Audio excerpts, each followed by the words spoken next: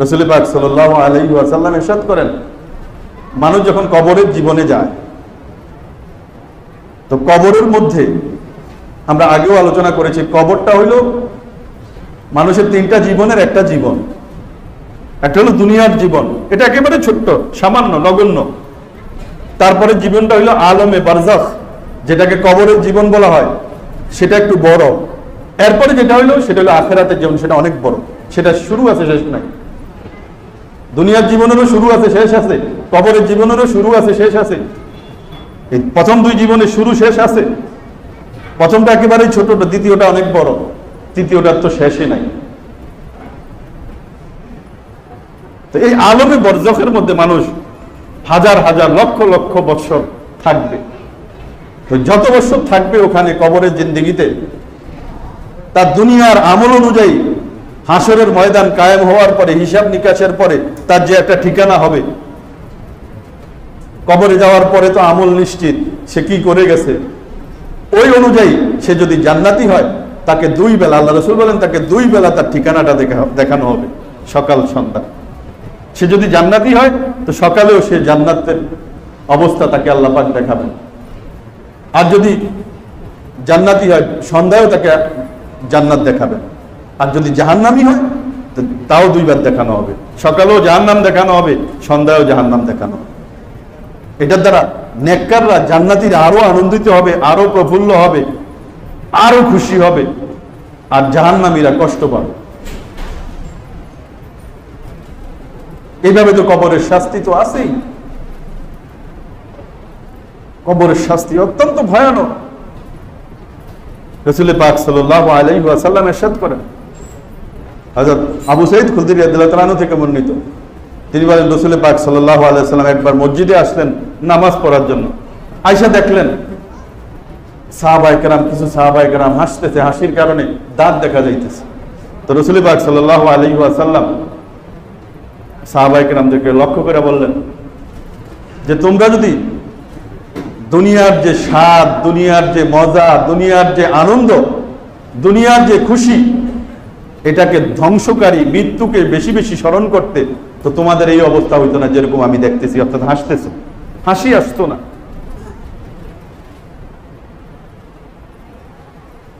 হাসি আসতো না। তোমরা মৃত্যুকে, তোমরা দুনিয়ার স্বাদ বিধ্বংসীকারী, দুনিয়ার স্বাদ নষ্টকারী মৃত্যুকে বেশি বেশি স্মরণ করো, বেশি বেশি স্মরণ করো। আকসিরু মিন যিকরি হাযিমিল লাযযাতিল মাউত। তোমরা দুনিয়ার স্বাদ নষ্টকারী, দুনিয়ার আনন্দ নষ্টকারী, মানুষ কত আনন্দ আমোদ প্রমোদের মধ্যে থাকে, ওই অবস্থায় মৃত্যু চলে আসে। বিবাহের মজলিসেও তো মৃত্যু হয়ে যায়, ঈদের দিনেও তো মৃত্যু হয়। যেই দিন সারা জীবনের স্বপ্ন বাড়ি ঘর করে আজকে বাড়িতে উঠবে, তো আজকেই তো মৃত্যু হয়ে যায়। চাকরি পাইছে আজকে, আজকেই মৃত্যু হয়ে যায়। আজকে চাকরি পাইল, মৃত্যু হয়ে গেছে। ইউরোপে গেছে, যা পৌঁছাইছে ওখানে মৃত্যু হয়ে গেছে। সৌদি আরবে গেছে, ওখানে গেছে, ওখানে মৃত্যু হয়ে গেছে। আল্লাহ রাসূল বলেন, আকসিরু মিন যিকরি হাযিমিল লাযযাতিল মাউত। যে দুনিয়ার যে স্বাদ, দুনিয়ার যে মজা, দুনিয়ার যে আনন্দ, এই দুনিয়ার আনন্দ নষ্টকারী মৃত্যুকে বেশি বেশি করে স্মরণ করো। কেন কবরের মধ্যে এমন কোনো দিন আসে না, এমন কোনো দিন আসে না যেই দিন কবর মানুষকে এই বলে ডাকে না। অর্থাৎ প্রত্যেক দিন কবর মানুষকে এই বলে ডাকে, আনা বাইতুল গুরবা, আমি অপরিচিতের ঘর, ওয়ানা বাইতুল ওয়াহদা, আমি একাকিত্বের ঘর, ওয়ানা বাইতুত তুরাব, আমি মাটির ঘর, ওয়ানা বাইতুদ দুধ, আমি পোকামাকড়ের ঘর, আমি সাপ বিচ্ছুর ঘর। কবর প্রতিদিন মানুষকে ডাকে। ফাইদা দুফিনা আব্দুল মুমিন ক্বালা লাহুল কবরু মারহাবা ওয়া আহলা। যখন কোন মুমিন, নেককার, নামাজি বান্দাকে, ঈমানদার বান্দাকে কবরের মধ্যে রাখা হয়, কবর বলে তোমার আগমন বরকতময় হোক, তুমি আসছো, অনেক ভালো করেছ। দুনিয়ার মধ্যে যত মানুষ চলাফেরা করত, দুনিয়ার জমিনের বুকে যত লোক ছিল, সবচাইতে বেশি প্রিয় ছিলে তুমি আমার নিকট। সবচাইতে বেশি প্রিয় ছিলে তুমি আমার নিকট। তোমার ফ্যামিলির লোকজন, তোমার আত্মীয় স্বজন, তোমার প্রতিবেশী যখন আমার কাছে তোমাকে সুপর্দ করেছে, তুমি যখন আমার কাছে এসেই গেছো, আজ তুমি আমার ভালো ব্যবহার দেখতে পাবে। এই বলে কবর তার দৃষ্টি সীমা পর্যন্ত প্রশস্ত হয়ে গেল। জান্নাত থেকে তার কবরের দিকে একটা দরজা খুলে দেওয়া হবে। জান্নাত থেকে তার কবরের মধ্যে সুশীতল বাতাস, সুগন্ধ যুক্ত বাতাস, শান্তির বাতাস তার কবরে আসতে থাকবে। আর কবরের মধ্যে সে কিয়ামত কায়েম হওয়া পর্যন্ত ঘুমাবে। ওয়াইজা দুফিয়া আব্দুল ফাজির আউল কাফির, যখন কোন কাফের অথবা গুনাহগার বান্দাকে কবরের মধ্যে দাফন করা হয়, ক্বালা লাহুল কবরু লা মারহাবা ওয়ালা আহলা, যে তোমার আগমন বরকতময় না হোক, তোমার আগমন ভালো নয়, তুমি খুব খারাপ করছো আমার কাছে এসে গেছে। তোমাকে যখন তোমার আত্মীয় স্বজন আমার কাছে সুপর্দ করছে, তুমি যখন আমার কাছে এসেই গেছো, তো আজ তুমি আমার দুর্ব্যবহার দেখতে পাবে। জমিনের মধ্যে যত মানুষ চলাফেরা করতো সবচাইতে ঘৃণিত ছিলে তুমি আমার নিকটে, আমি তোমাকে সবচাইতে ঘৃণা করতাম।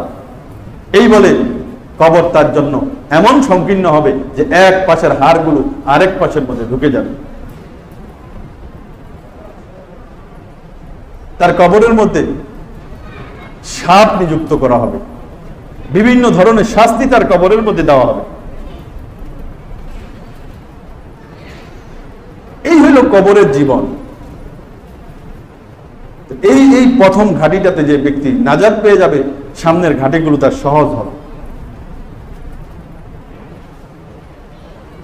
যদি দুনিয়ার প্রাচুর্যের প্রতিযোগিতার মধ্যে থেকেই যদি কবরে যাওয়া লাগে, ওই অবস্থাতেই যদি মানুষ কবরে যায়, তো তার অবস্থা হবে ভয়াবহ। আল্লাহ পাক বলছেন লাতারাউন্নাল জাহিমা সুম্মা লাতারাউন্নাহা আইনাল ইয়াকিন, জাহান্নামই দেখতে হবে। আল্লাহ যদি বলেন জাহান্নাম দেখতে হবে, এর মধ্যে কোনো সন্দেহ আছে? কোনো সন্দেহ নাই। এজন্য দুনিয়ার জীবনটাকে, পরকালীন জীবনকে শান্তিময় করার জন্য, সফলতাময় করার জন্য কাজে লাগাতে হবে। যে ব্যক্তি 5 ওয়াক্ত নামাজ পড়বে, সবচাইতে বড় ইবাদত। নামাজের আলোচনা আমাদের রেগুলার অন্তত কয়েকবার হওয়া উচিত, বারবার নামাজের প্রতিধ্বনি কানের মধ্যে আসা উচিত। যে ব্যক্তি নামাজি হবে, সে তার কবরে শাস্তি হবে না, তাকে আল্লাহ পাক কবরে শাস্তি দিবেন না যে 5 ওয়াক্ত নামাজ পড়বে। তো আমাদেরকে মসজিদমুখী হইতে হবে। মসজিদমুখী হইলে পরকালীন জীবনগুলো সহজ হবে। 5 ওয়াক্ত নামাজের পরে আয়াতুল কুরসি পড়লে বাস মৃত্যুর পর থেকেই তার জান্নাতের সুখ শুরু হয়ে যাবে।